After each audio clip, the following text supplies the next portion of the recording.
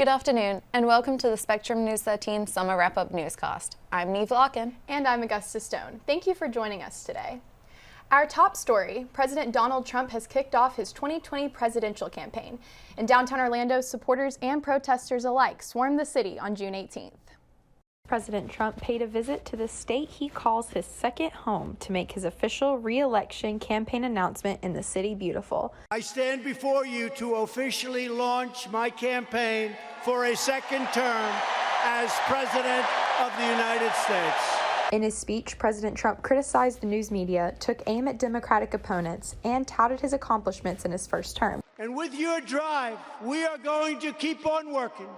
We are going to keep on fighting, and we are going to keep on winning. The president nearly filled downtown Orlando's 20,000-seat Amway Center with supporters for the raucous rally. We love being in Orlando. Thank you. Thank you, Orlando. What a turnout. But outside, Trump protesters organized their own rally on Church Street. The Win with Love rally featured the 20-foot-high Baby Trump blimp, funded by a GoFundMe campaign, and included various speakers. For protesters, the rally represented Orlando's solidarity with communities they believe President Trump has excluded during his term. Donald Trump has chosen to come to Orlando to continue to spread his hate. What do we think about that? Despite an influx of the president's supporters and opponents, the night remained mostly peaceful, with only one observed arrest after some shoving on Church Street.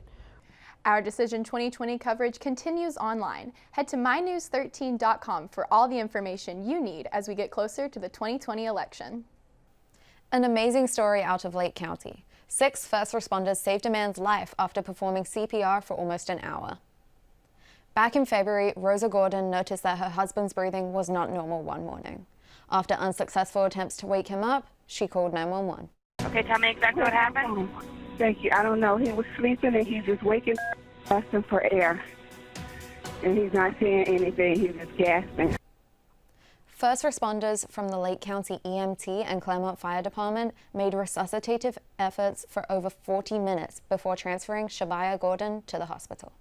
Probably the most extensive call I'd ever run for a cardiac arrest call that had such a positive outcome. But we all had the same feeling of there's no quit in our patient right now.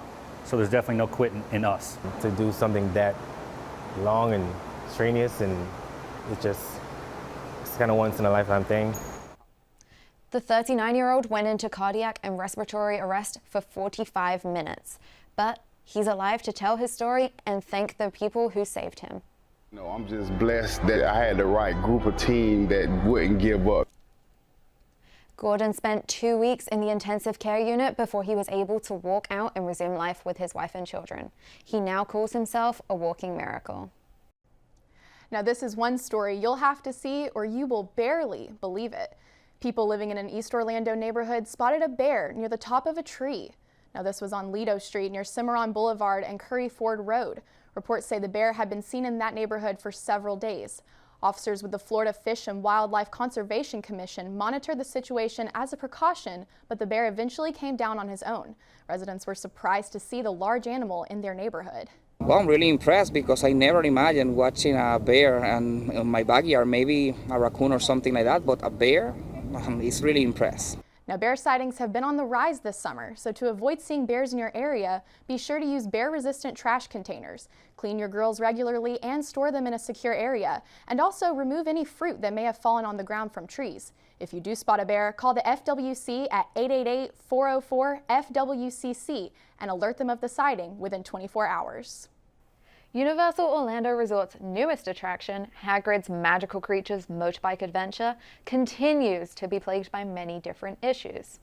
Since its opening on June 13th, Universal has announced 2 major updates to the coaster's operations.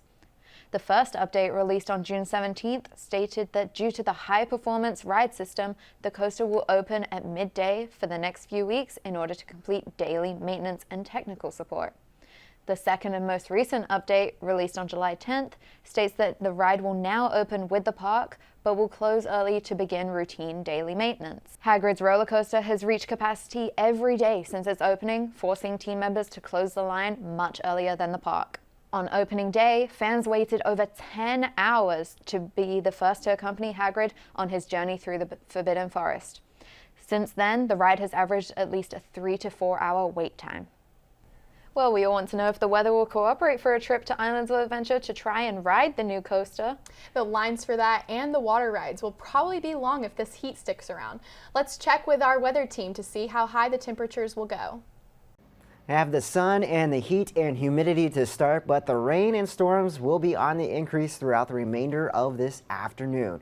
Plenty of moisture to work with here across central Florida. We'll see the east coast sea breeze kicking in and the storms spreading farther to the west and farther inland. We also have our eyes on the tropics, watching a tropical wave over Puerto Rico, and that's going to bring us higher rain chances. More on that tropical wave coming up in this hour of your weather on the ones. But in the short term, keep the rain gear close by, needing it this afternoon. It's going to be hot before you get a heavy downpour that may cool things down a little bit. Temperatures reaching for the lower 90s. Feel like temperatures, though, when you factor in that humidity, closer to 100 degrees. So coming up in 10 minutes, I'll show you who is likely to see just a little bit of rain and who has the best chance for some rain as we head into the afternoon commute, plus the latest on the tropics and your weather on the ones. Thank you for the update, and thank you for watching our special summer wrap-up. I'm Augusta Stone. I'm Neve Larkin. Thank you, and have a great day.